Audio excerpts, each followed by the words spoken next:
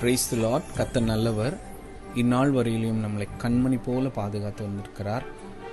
கர்த்தருடைய பரிசுத்த நாமத்துக்கு மகிமையுள்ளதாக. இந்த நாள்லையும் இதை பார்த்து கொண்டிருக்கிற பிரதர்ஸ் அண்ட் சிஸ்டர்ஸ், உங்க ஒவ்வொருத்தருக்கும் ஒவ்வொரு தாளந்தை கர்த்தர் தந்திருக்கிறார். வேதத்திலிருந்து சாம்சன்கிற பாத்திரத்தை உங்க முன்னாடி கொண்டு வர விரும்புகிறேன்.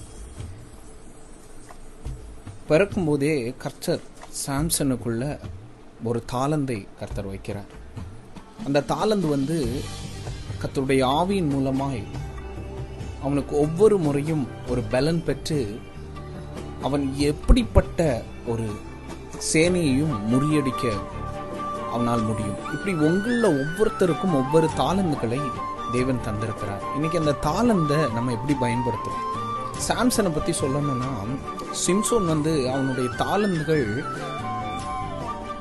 மதிப்பிடவே இல்லை. அவனுடைய பிரச்சனை என்னன்னா, அவன் தாளந்த ஒரு பொருட்டாவே நினைக்கல, அதுக்கு ஒரு இம்பார்ட்டன்ஸ் கொடுக்கவே இல்லை. இன்னைக்கு நம்மள பிரதர்ஸ் அண்ட் சிஸ்டர்ஸ் எத்தனை பேர் நம்ம தாளந்துகளுக்கு மதிப்பு கொடுக்கிறோம்?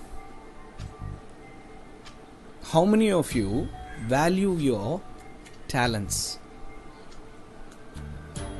அந்த டேலண்ட்ஸ்க்கு வேல்யூ கொடுக்கறது ரொம்ப முக்கியம்.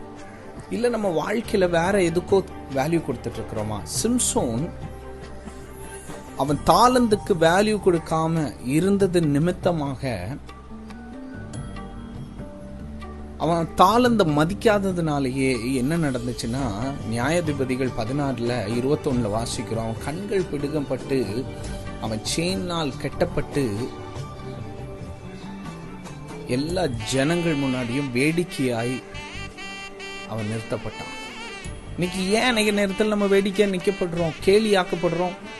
காரணம், கர்த்தர் நமக்கு கொடுத்த அந்த தாளந்த மதிப்பிட தெரியாதனால தான் விட்டுறான்னா. இப்போ தேவன் பிரதர்ஸ் அண்ட் சிஸ்டர்ஸ் உங்ககிட்ட பேசிக்கிட்டு இருக்கிறாரு. உங்களுக்கு கொடுத்திருக்கிற தாளந்துகளை இன்றையிலிருந்து, இந்த செகண்ட்ல இருந்து மதிப்பிட தொடங்குங்க. என்ன மாற்றங்கள் உங்களுக்குள்ள கர்த்தர் பண்றத நீங்க பார்க்க முடியும். கர்த்தருடைய நாமம் மகிமைப்படட்டும். God bless you.